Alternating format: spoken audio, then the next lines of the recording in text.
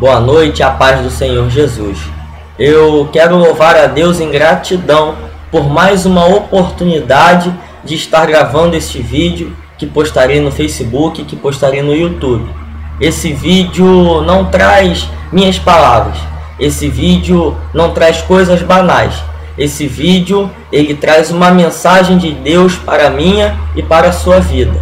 A mensagem que Deus colocou no meu coração e que irei entregar agora, ela se encontra na carta que Paulo escreveu aos Romanos, capítulo de número 7, versículo de número 24, que diz assim: Miserável homem que sou, quem me livrará do corpo desta morte? Paulo, no capítulo 7, a partir do versículo 16, ele vem mencionando nessa carta uma comparação entre a lei e o pecado, a chegar a certo ponto que no versículo 24, essa comparação entre a lei e o pecado é tão forte que ele diz: miserável homem que sou. Ele reconhece o quão ele era falho, ele reconhece o como ele era um miserável, ele era uma pessoa que tinha fraquezas carnais como todos nós. Mas ele faz uma questão, uma pergunta: quem me livrará do corpo desta morte? Quando ele diz isso, ele está fazendo uma alusão a uma lei romana que existia naquela época. Uma lei que era usada para condenação de um assassino, condenação de um assassinato. Como que era feita essa condenação? Se eu, por exemplo, efetuasse um homicídio, se eu matasse alguém dentro das cercanias de Roma naquela época, a minha condenação seria que a pessoa que eu matei fosse amarrada comigo e fôssemos jogados em uma cova rasa.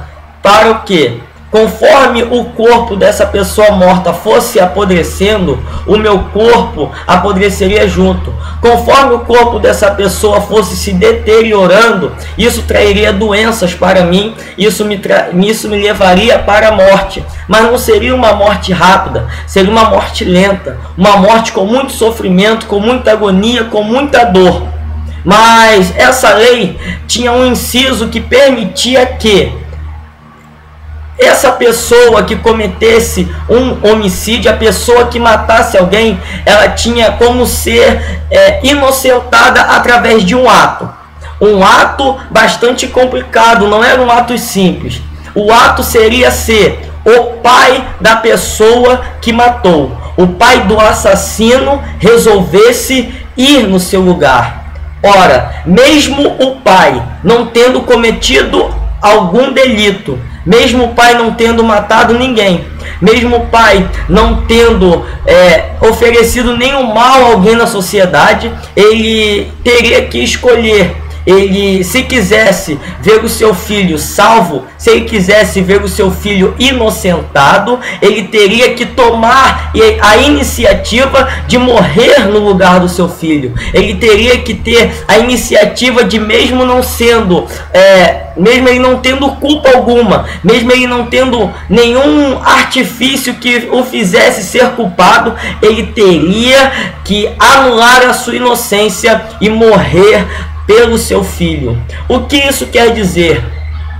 Jesus olhou para nós, olhou para mim e para você que está assistindo esse vídeo, e nós estávamos, por conta do nosso pecado, por conta da nossa natureza humana, das nossas fraquezas, dos nossos desejos carnais, estávamos lançados em uma cova rasa, amarrados com o nosso pecado, e isso estava nos levando para uma condenação eterna. Satanás estava olhando para nós, estava apontando o dedo para a nossa existência e dizendo que nós não conseguiríamos chegar a lugar nenhum, que nós estávamos fadados ao fracasso, que nós estávamos fadados à morte, que nós estávamos fadados à condenação. Mas Jesus, o Pai, ele olhou lá de cima do seu alto e do seu sublime trono, apontou aqui para baixo e disse: mesmo eu não tenho culpa alguma, mesmo eu não tendo nenhum pecado, mesmo eu não tendo nenhuma mácula,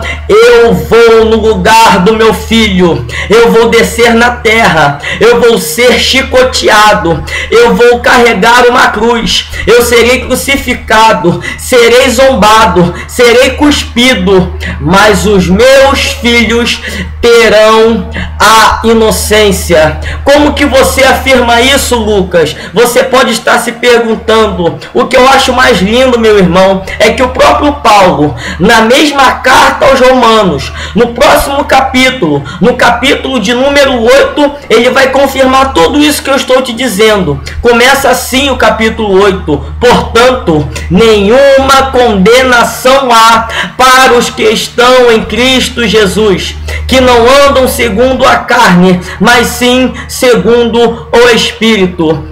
Meu irmão, antes de encerrar, eu quero te fazer uma questão. Eu quero questionar a sua vida. Eu quero te fazer uma pergunta. Como você tem andado? Segundo os desejos da carne? Segundo os desejos do Espírito?